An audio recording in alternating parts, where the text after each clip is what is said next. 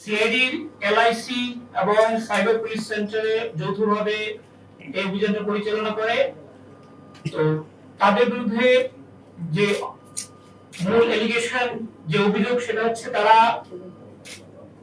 Pornography প্রস্তুত, পরিবহন এবং কেনাবেচা, ট্রান্সমিট এবং এই কাজে অন্যদের উদ্বুদ্ধ করার অপরাধে তাদেরকে গ্রেফতার করা হয়েছে।